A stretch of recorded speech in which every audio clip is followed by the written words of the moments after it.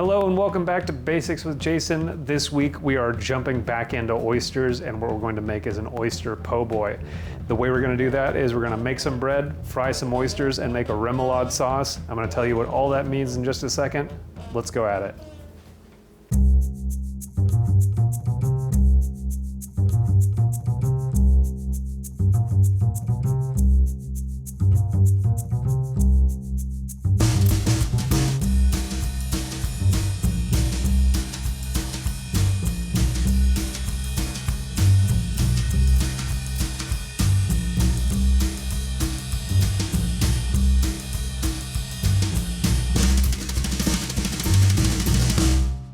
First thing we're gonna do is make some French bread, classic po' boy bread, and we're gonna use our trusty old Rendezvous KitchenAid to make that happen.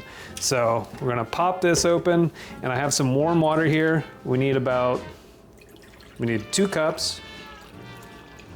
Fill that up. And then we need 1 packet, maybe a little bit less than 1 packet of yeast. Recipe I saw said 18 grams. Actually, we're gonna go with the whole one, because I tried this recipe earlier and didn't quite do exactly what I wanted, so we're gonna go with the whole one. This is warm water to start to activate the yeast, and we're just gonna stir it around a little bit. The warm water is gonna help wake up this yeast, and just a little pinch of sugar is gonna help it along too. I'm actually gonna give it more than a pinch, because we want this bread to be somewhat sweet, not crazy sweet.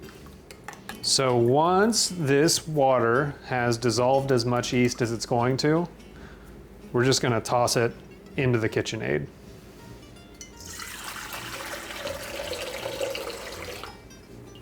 We need 5 cups of bread flour to make this work. It could be any flour. I don't really know the difference between bread flour and regular flour. I think it has something to do with the protein content of the flour. But we're just going to do 5 rough cups of flour straight into the water. So there's 1, there's 2, 3. We gotta make some room for that flour in the sifter. 2 more cups. 1, 2, and just sift the rest of that in here. Sifting helps take out any lumps, make sure that something hasn't fallen into your flour, and it's all good. We got 2 cups of water, 5 cups of flour, 1 package of yeast, and that's where we're gonna stop for a second. There's a few other ingredients that are gonna go into the bread, but we are going to just give this a light mix, just so the water and the flour can kind of come together. That's called auto-leasing, and it just allows the flour to absorb as much of the water as possible, and allows the gluten to start to relax and for the yeast to start to wake up. So we're just gonna turn it on, let it mix until it kind of comes together into a shaggy mess, and then we're gonna let it sit for about 15 minutes.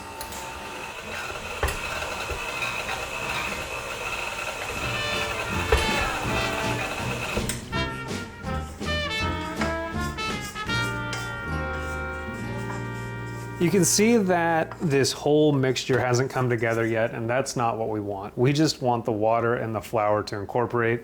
So we're just scraping down the bowl, making sure that everything has a chance to get wet. It looks like it is together a little bit, and we got some crumbs at the bottom.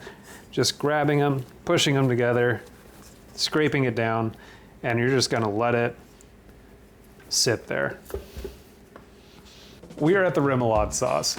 Remoulade sauce is almost a necessity when it comes to a po' boy. You need something to kind of layer up between whatever fried or boiled seafood you have on your po' boy and the bread and the other fillings. So remoulade sauce is a classic Cajun sauce, kind of like tartar sauce, but just a lot more Cajun.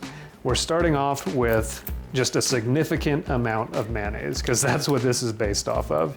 I'm using Kewpie because it's incredible, but you can use different types of mayonnaise up to your comfort level. What is your comfort level of mayonnaise? That's what we're looking at today. We're exploring a lot of it. This isn't enough for me, so I'm going to add more mayonnaise. Kewpie is a very good mayonnaise, but it doesn't have to come out of a squeeze jar. Obviously, it's a little funny to just pour a whole bunch of mayonnaise into a jar like that. But that's the base we're using for our remoulade sauce. Next, we're gonna take some dill from Outpost Agriculture, just add a little bit of it. Some chives, also from Outpost Agriculture. We're gonna add a little bit more than that. And this whole sauce is about what you want. Again, it's about your comfort level with all of the available ingredients. We have a whole bunch of cornichon pickles. They're real sharp, but I think they're gonna work really well in this sauce. We have next, what do we got? Oh, we have a little bit of mustard. I just grabbed some brown mustard. I think a more heavily grained mustard is appropriate for a remoulade. Not quite for, like, don't get a yellow mustard and do it, but if it's in your fridge and you want to use it, go for it. So I'm just putting a little bit in there. We have a lemon. First thing I'm gonna do with the lemon is zest it. So I'm gonna flip the zester over, make sure the blades are facing me, and then I'm gonna pull back towards me, and that lets all the zest kind of pile up on top, doesn't make a mess, and it lets me know that I'm getting all of the good zest off of the lemon, and then I can peel it, juice it, and put some of that into the sauce. So we got a lot of zest off of that lemon. I'm gonna go in with all of it because I want this sauce to be bright and shiny. Dirty up another knife. Cut this down the side. And then we're just gonna put our fingers in here, make sure we don't have any seeds falling into it. Then we're gonna get a little thing to kind of elevate the whole remoulade sauce and give it a little bit more depth. This is what we're gonna use to add some depth to the remoulade sauce. A little bit of horseradish. Not very much, we aren't trying to make a spicy horseradish sauce, but we do want to kind of round out the bottom notes. And I think that's gonna be enough. But again, like mayonnaise, horseradish has a lot of different comfort levels. So up to yours. We have some parsley. We're gonna file in here, oopsie doopsie. Some Worcestershire sauce. Just a few sprinklings of it. That drip, but what was that? That poured. Usually drips. Crystal hot sauce, the standard Cajun hot sauce for everything. Maybe that's my bias, but I believe it. Then we're gonna take the same crystal hot sauce, clove of garlic, and smash it down. And we're just going to peel that out of here, grab our little paring knife here, and just make a few little cuts, dropping the garlic in there, just to make sure it has some zip in there too. Last thing we're gonna add to this remoulade sauce isn't necessarily Cajun, but it's close, some Old Bay seasoning. Didn't get any Tony Saccharides, really meant to. Just didn't get it out there, but just a little bit of Old Bay seasoning. And then we're just gonna mix it all together. And it's a pretty thick relish.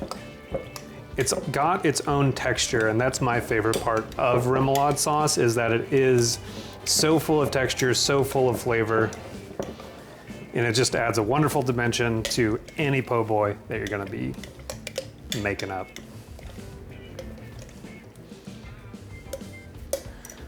In that time that we made our remoulade sauce, our dough has least, and that means that all the water has been absorbed by the flour. We're gonna take some salt, just a little bit, maybe a teaspoon or a couple of tablespoons. Throw that in there. A little bit of olive oil. And then we're just gonna let it combine. You're actually gonna let this sit and mix together for about 8 minutes. And we'll see how it's at the end of 8 minutes. We've warmed up our old Rendezvous mixer. You can sense the age on it, but it's worked out really, really well. We have a nice ball of dough here, not too sticky. The hydration's not too high, so you know that it's gonna be, the pockets are gonna be kind of smaller and more like traditional American bread style. But we're gonna shape it up into a bit of a easier to ferment ball. We're gonna take the front of the dough and we're just gonna tuck it underneath and use our palms to roll underneath it.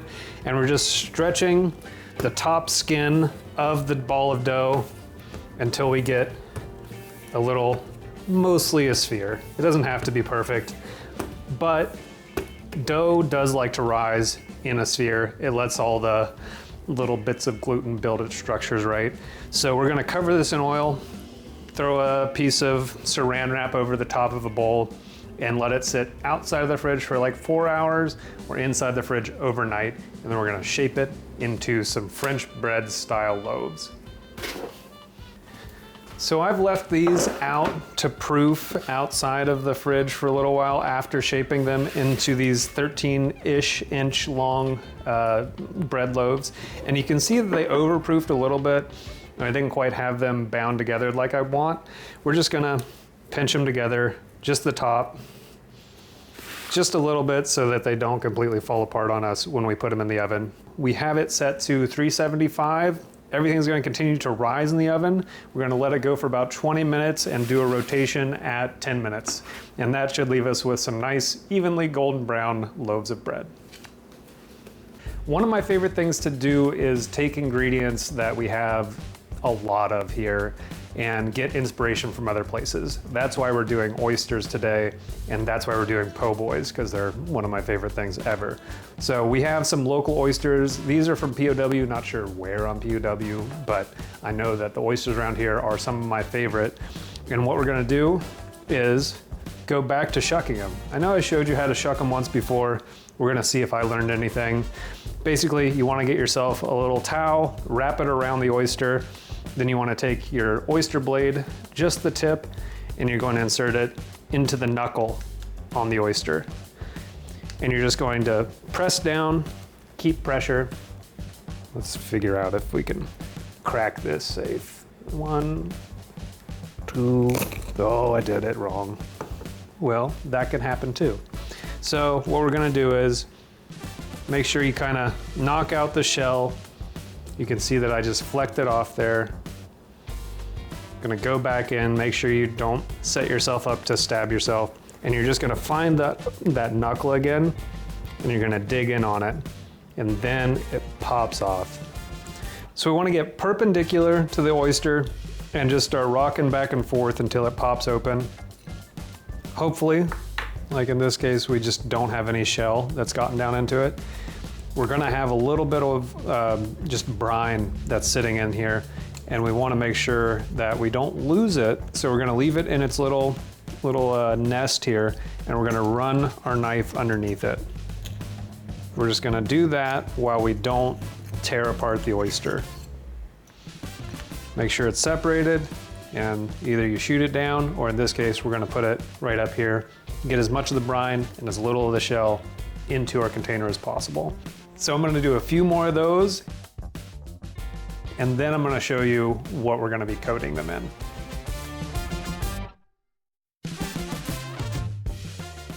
As you may remember, we have some fouled friends in our backyard, and I'm gonna take these oyster shells and crush them up and feed them to them, and it's gonna help them build shells for the eggs that we did earlier in the season. The only thing that we found that we can't feed them organically that we use a lot are like garlic and onion products. But that's another wonderful part of having the chickens in the backyard, is that they just become little scrap eaters and composters. I did 4 oysters. We're just making a sandwich. We don't need to go too big. And you can make delicious things in small portions and still have a lot of fun doing it. You can see I left the brine in here, just a little bit of juice. I'm gonna add a little bit more of wet flavor hot sauce and Worcestershire, just a little bit. Just gonna mix that up in here. And then we have some semolina flour. The semolina flour is just gonna coat everything, turn the brine into a batter. We're just gonna use the butt of our knife here, stir things up. And you can see it gets a little bit clumpy, and that's what we want, because those are the little texture bits. They're already salty. We're just trying to get some texture on them. I love raw oysters. I have a hard time cooking them, but if you're gonna add a little bit of flavor and a little bit of texture, then I think it's worth it. Also, it just breaks up what we do on a day-to-day basis when it comes to seafood here. So, I have our oil set at 375, about the perfect frying temperature. And I'm just gonna take an oyster and drop it in here. And you can see that it just starts bubbling immediately.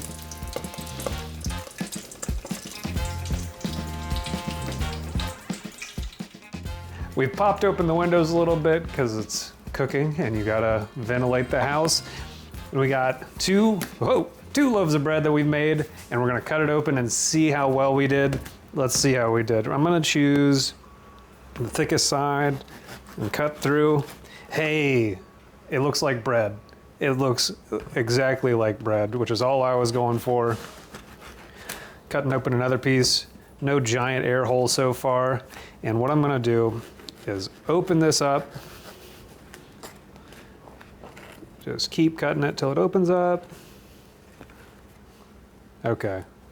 We got a pretty good looking French bread here. And I'm gonna start off the bottom with some cabbage.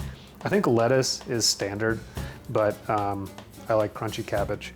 So I'm gonna do the lettuce first, then I'm gonna get some of this remoulade sauce, give it a barrier between the bread and the sauce, because I don't want the bread to just soak up a whole bunch of the sauce. Get it on there. Get some red onion.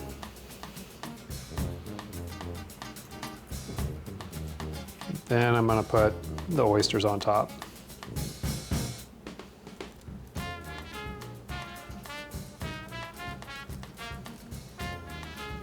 Gonna layer some tomato back here, just a couple of slices. I got two more pieces that I want to add to this. One is a locally imported Hawaii balsamics. I just learned about this at Fish from Trish when I was picking up the oysters. And this is a habanero garlic balsamic vinegar. And it just has a little bit of spice and a little bit of like another level of sharpness in a different way and some sweetness. And I'm just going to barely put a little bit on here. Just a couple of drippy drops. And then I'm gonna put some of that seasoning on top of it. And there is a pretty good looking sandwich. Fresh oysters, locally imported balsamics, local chives, local dill, handmade bread. Let's see how it tastes. I'm gonna chop it down. And my beard's bigger than the last time, so this is bound to be messier. I apologize.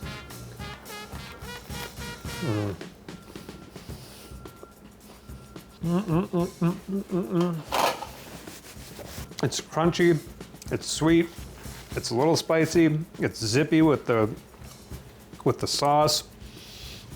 And I want to give a big shout out to my man Johnny Oak's Po' Boys from back in Columbus, Ohio, where I learned about po' boys, and they make me really happy all the time. So, thank you, Johnny Oaks. Thank you all for watching. See you next time.